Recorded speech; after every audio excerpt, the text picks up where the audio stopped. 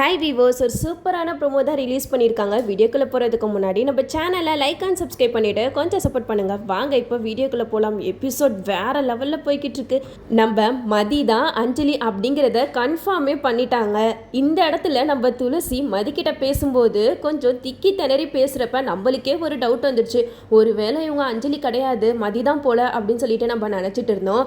ஆனால் இதுக்கு பின்னாடி இவ்வளோ பெரிய விஷயத்த ஒளிச்சு வச்சுருப்பாங்கன்னு யாருமே எதிர்பார்த்துருக்க மாட்டோம். துளசியோட மாஸ்டர் பிளான்னால தான் இந்த மாதிரி எல்லாம் நடந்துகிட்டு இருக்கு. அஞ்சலி சாகர மாதிரி நடிச்சது எல்லாமே ஒரு செட்டப் தான். அஞ்சலி சாகல, உயிரோட தான் இருக்காங்க. நம்ம மகேஷை நல்லாவே ஏமாத்திருக்காங்க. இந்த பிளானை போட்டு கொடுத்ததே நம்ம துளசி தான். துளசி வந்து அஞ்சலி கிட்ட சொல்லியிருக்காங்க, அஞ்சலி இப்போ உன்னால வீட்டை விட்டு வெளியில வர முடியாது. கண்டிப்பா மகேஷ் வந்து நீ யார் கூடயாவது பேசினா அவங்கள ஏதாவது பண்ணிடுவான். இதுக்கு ஒரே ஒரு முடிவு தான் நம்ம கட்ட முடியும். அஞ்சலியை இல்லாத மாதிரி பண்ணணும்.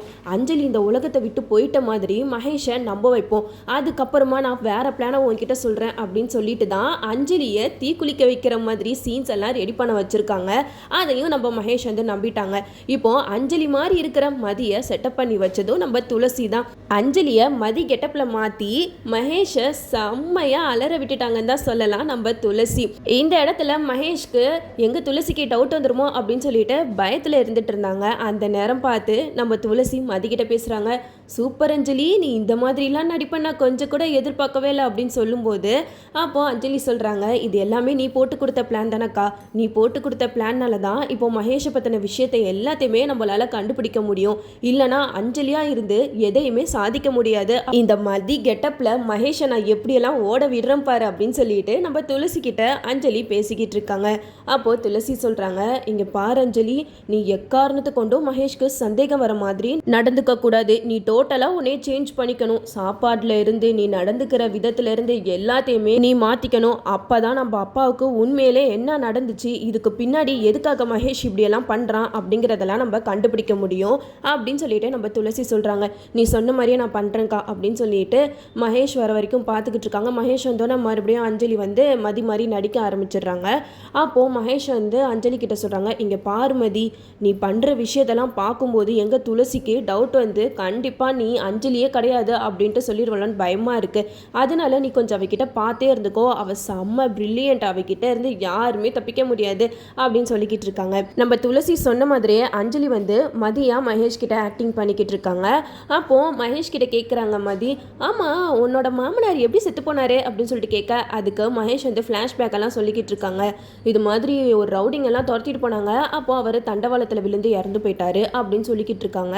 அப்போது மகேஷ் வந்து மதிக்கிட்ட சொல்கிறாங்க, இங்கே பாரு, நீ இங்கே வந்தது நடிக்கிறதுக்காக தான். என்னோட பர்சனல் லைஃப் எல்லாம் நீ தலையிடக்கூடாது அப்படிங்கிற மாதிரி சொல்கிறாங்க. அப்போது நம்ம அஞ்சலிக்கு என்ன பண்ணுறதுனே தெரியல. இவங்கிட்ட இருந்து நம்ம எப்படி உண்மையை வாங்குறது அப்படின்னு யோசிச்சுக்கிட்டு இருக்கும்போது இது மாதிரி சிவராமனுக்கு போஸ்ட்மார்ட்டம் பண்ணியிருப்பாங்க இல்லையா, அந்த ஹாஸ்பிட்டலுக்கு போயிட்டு போஸ்ட்மார்ட்டம் ரிப்போர்ட் எல்லாம் துளசியும் அஞ்சலியும் வாங்கி பார்க்குறாங்க. அப்போ அந்த ரிப்போர்ட்டில் ஓ பாசிட்டிவ்னு இருக்குது. ஆக்சுவலாக சிவராமனுக்கு ஏ பாசிட்டிவ். ஸோ இந்த பிளட் குரூப் வந்து சேஞ்ச் ஆகிருக்கு. அப்போ இதில் ஏதோ கோல்மால் நடந்திருக்கா அப்படின்னு சொல்லிட்டு துளசி வந்து கன்ஃபார்ம் பண்ணிக்கிறாங்க. இந்த விஷயத்த வெற்றி கிட்ட சொல்கிறாங்க. வெற்றி, உங்ககிட்ட நான் ஒரு விஷயம் சொல்லணும். அப்பாவோட போஸ்ட்மார்ட்டம் ரிப்போர்ட்டை நாங்கள் வாங்க வந்தப்ப அதில் பிளட் குரூப் வந்து ஓ பாசிட்டிவ்னு இருக்கா, அப்பாவுக்கு ஏ பாசிட்டிவ். எனக்கு என்னமோ இதில் ஏதோ கோல்மால் நடந்திருக்குன்னு எனக்கு தோணுது. நீங்கள் கொஞ்சம் வந்து கேளுங்க அப்படின்னு சொல்கிறாங்க. வெற்றி அந்த இடத்துக்கு மாசாக என்ட்ரி கொடுக்குறாங்க. அங்கே இருக்கிற டீனை சட்டையை பிடிச்சி செம்மையாக வெளுத்து வாங்குறாங்க நம்ம வெற்றி. டேய் உண்மையை சொல்லுடா, என்ன நடந்துச்சு? என் மாமனாரோட பிளட் குரூப் ஏ பாசிட்டிவ், எப்படி ஓ பாசிட்டிவ்னு நீங்கள் மென்ஷன் பண்ணலாம், எதனால இப்படிலாம் நடக்குது அப்படின்னு சொல்லிட்டு கேட்குறப்ப அவன் உண்மையை சொல்கிற மாதிரியே தெரியல. நான் என்ன ரிப்போர்ட் எழுதணுமோ அதுதான் எழுதியிருக்கேன், தேவையில்லாமல் இதில் தலையிடாதீங்க அப்படின்னு சொல்லிட்டு அவன் ஓவராக பேசுகிறப்ப நம்ம வெற்றி நாலரை விட்டு, அப்போ நீ தான் என் மாமனாரை கொல்றதுக்கு ஆள் அனுப்பியா அப்படின்னு கேட்டோனையுமே அவன் பயந்துக்கிட்டு எல்லாத்தையுமே சொல்லிடுறான். இல்லை இல்லை, இது உங்கள் மாமனார் சிவராமனோட பாடி கிடையாது, இது வந்து வேற ஒருத்தவங்களோட பாடி அப்படின்னு சொல்லிட்டு எல்லா உண்மையுமே சொல்லிடுறாரு. எனக்கு ஒருத்தவங்க காசு கொடுத்து இந்த மாதிரி எல்லாம் பண்ண சொன்னாங்க, அதனால தான் நான் இப்படி பண்ணேன் அப்படின்னு சொல்லிடுறாங்க. ஆனால் அது மகேஷ் தான் அப்படிங்கிற உண்மையை அவர் சொல்லவே இல்லை. எல்லா டீட்டெயில்ஸுமே கலெக்ட் பண்ணிவிட்டு நம்ம வெற்றி வந்து இதுக்கு பின்னாடி யார் இருக்கா அப்படின்னு சொல்லிட்டு கண்டுபிடிக்க போகிறாங்க. ஆனால் இந்த விஷயம் எல்லாமே மகேஷ்க்கு தெரிஞ்சிருச்சு. ஸோ வெற்றிக்கு வந்து எல்லா உண்மையும் கிட்டத்தட்ட தெரிஞ்ச மாதிரி தான். அதனால அவனை போட்டு தள்ளிடணும் அப்படின்னு சொல்லிட்டு 4-5 ஆளுங்களை ஏற்பாடு பண்ணுறாங்க. வெற்றி துளசி 2 பேருமே பைக்கில் போய்கிட்டு இருக்கும்போது அந்த ரவுடிங்க கிட்ட மகேஷ் சொல்கிறாங்க, நான் ஒருத்தனோட ஃபோட்டோ அமைச்சிருக்கேன் பண்ணிட்டேன் பாரு, அவனை உரு தெரியாம அழிச்சிடணும், அவன் உயிரோடவே இருக்கக்கூடாது அப்படின்னு சொல்ல அது கேட்ட அந்த ரவுடிங்களும் வெற்றி வருகைக்காக காத்துக்கிட்டு இருக்காங்க. வெற்றி துளசி இவங்க 2 பேருமே வரதை பார்த்துட்டு செம்மையா ஃபைட்டிங் நடக்குது.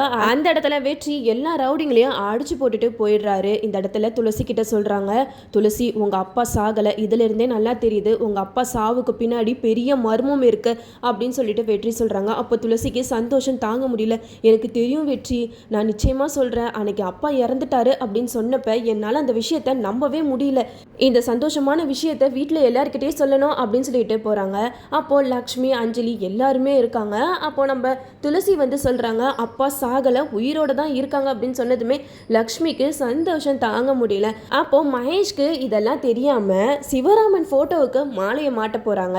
அப்போ லக்ஷ்மி சொல்றாங்க, மாப்பிள்ள மாமா போட்டோவுக்கு மாலையெல்லாம் மாட்டாதீங்க, ஏன்னா அவர் சாகலை, உயிரோட தான் இருக்காரு அப்படின்னு சொல்லிட்டு நம்ம லக்ஷ்மி மகேஷ் கிட்ட சொல்றாங்க.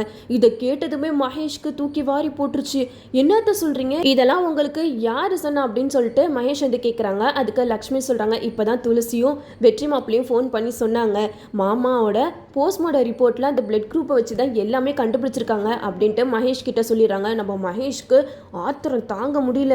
என்ன இவன் எவ்வளோ ரவுடிங்களை அனுப்பியும் அவன் அதுலேருந்துலாம் தப்பிச்சு இப்படி எல்லாமே கண்டுபிடிச்சிட்டானே, அவனை சும்மா விடக்கூடாது அப்படின்னு சொல்லிட்டு நம்ம மகேஷ் அந்த இடத்துல யோசிச்சுட்டு இருக்காங்க. அப்போ லக்ஷ்மி மகேஷை பார்த்து கேட்குறாங்க, என்னம்மா பிள்ளை, நான் எவ்வளோ சந்தோஷமான விஷயம் சொல்லியிருக்கேன், நீங்கள் எதுவுமே ரியாக்ட் பண்ணாமல் இருக்கீங்க அப்படின்னு சொல்லிட்டு கேட்க அதுக்கு மகேஷ் சொல்கிறாங்க, இல்லாத எனக்கு கொஞ்ச நேரம் ஒன்றுமே புரியல, மாமா உயிரோட இருக்காரா, இது எப்படி அத்தை நம்புறது அப்படின்னு சொல்லிட்டு கேட்கும்போது லக்ஷ்மி சொல்கிறாங்க, எல்லாம் நாங்கள் அவர் மேலே வச்ச நம்பிக்கை தான் மாப்பிள்ள, நிச்சயமாக சொல்கிறேன், அவர் எங்களெல்லாம் விட்டுட்டு போக மாட்டார் அப்படின்ட்டு என் உள் மனசு ஆழமாக நம்பிட்டு இருந்துச்சு, அதே மாதிரியே இப்போ நடந்துருச்சு அப்படின்னு சொல்லிட்டு லக்ஷ்மி ரொம்பவே சந்தோஷத்தில் இருக்காங்க. இந்த சைடு மகேஷ் சிவராமனை அடைச்சி வச்சிருக்க குடோனுக்கு போகிறாங்க. அங்கே போனால் உள்ள ஒருத்தர் கட்டி போட்டு வச்சு முகத்தில் மாஸ்க் எல்லாம் போட்டு வச்சுருக்காங்க. அதை பார்க்கும்போதே தெரியுது சிவராமன் தான் சொல்லிட்டு. அப்போது மகேஷ் சிவராமன் கிட்ட போய் பேசிக்கிட்டு இருக்காங்க. நீ ட்ரெயின் ஆக்சிடெண்ட்டில் இறந்துட்டதா நான் எல்லாருமே நம்ப வச்சேன், ஆனால் எப்படி உன்னோட மாப்பிள்ளை வெற்றி நீ உயிரோட இருக்கிறத கண்டுபிடிச்சாருன்னு தான் எனக்கு தெரியலையே அப்படின்னு சொல்லிட்டு மகேஷ் சிவராமன் கிட்ட பேசிக்கிட்டு இருக்காங்க. அப்போ சிவராமன் எதுவுமே பேச முடியாம அப்படியே தவிச்சுக்கிட்டு இருக்காங்க. அப்போ மகேஷ் சொல்றாங்க, யார் என்ன உண்மையை கண்டுபிடிச்சா எனக்கு என்னதான் இருந்தாலும் நீ வெளியில போனா தானே உன்னைய கண்டுபிடிப்பாங்க, நான் உன்னைய வெளியில அனுப்பவே மாட்டேன், நான் உன்னைய இங்கே தான் கட்டி போட்டு வச்சிருப்பேன், நீ சாகுற வரைக்கும் இங்கே தான் இருக்கணும் அப்படிங்கிற மாதிரி மகேஷ் சிவராமன் கிட்ட பேசிக்கிட்டு இருக்காங்க. அந்த இடத்துல பார்த்தா முருகனோட அம்மா கிட்டேயும் பேசுகிறாங்க. இங்கே பாருங்கள், நீங்கள் 2 பேரும் என்னோட கஸ்டடியில் தான் கடைசி வரைக்கும் இருக்கணும், நீ உன் பிள்ளையையும் பார்க்க முடியாது, அவரோட குடும்பத்தையும் பார்க்கவே முடியாது, இந்த மகேஷ் இருக்கிற வரைக்கும் எதையுமே நான் நடக்க விட மாட்டேன், எவ்வளோ புத்திசாலி எல்லாத்தையுமே கண்டுபிடிச்சாலும் சரி உங்கள் 2 பேரையும் இந்த இடத்துல இருந்து நான் விடவே மாட்டேன் அப்படிங்கிற மாதிரி பேசிக்கிட்டு இருக்காங்க.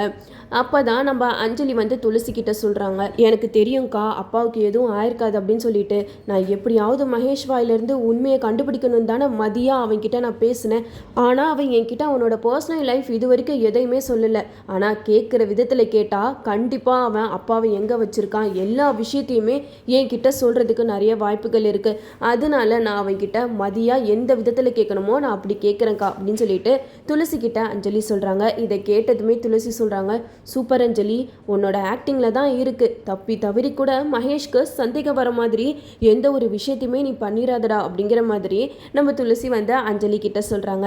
இந்த இடத்துல வெற்றிக்கு ஒன்றுமே புரியல. துளசி, நீங்கள் ஒன்று நல்லா கவனிச்சிங்களா, நான் மாமா உயிரோடு தான் இருக்காங்க அப்படிங்கிற விஷயத்தை கண்டுபிடிச்சிட்டு வந்தப்ப என்னை அடிக்கிறதுக்காக அந்த ரவுடிங்கெல்லாம் வந்தாங்களே, அந்த ரவுடிங்களை பிடிச்சாலே போதும், நம்ம மாமா எங்கே இருக்காங்கன்னு நம்ம கண்டுபிடிச்சிடலாம் அப்படின்னு சொல்லிட்டு துளசி கிட்ட நம்ம வெற்றி சொல்லிக்கிட்டு இருக்காங்க.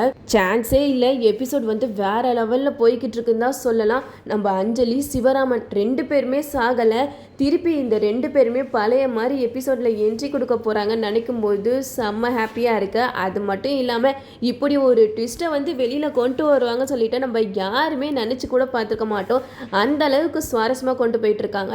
நம்ம அஞ்சலி இறந்ததுமே போச்சுடா அவ்வளோதான், இனிமேட்டு இந்த சீரியலையும் சொதப்பிட்டாங்க அப்படின்னு நம்ம நினச்சிட்டு இருந்தோம். பட் அதுக்கும் மேலேன்ற மாதிரி சூப்பராகவே இப்போ எபிசோட செம்ம த்ரில்லிங்காக கொண்டு போயிட்டு இருக்காங்க. நம்ம வெற்றி துளசி இவங்க 2 பேரும் சேர்ந்து சீக்கிரமாக சிவராமனை கண்டுபிடிக்கணும், மகேஷை பற்றின உண்மை எல்லாத்தையுமே வெளியில் கொண்டு அவனை போலீஸில் ஒப்படைக்கணும். அப்போ தான் எபிசோட் வேற லெவலில் போகும்.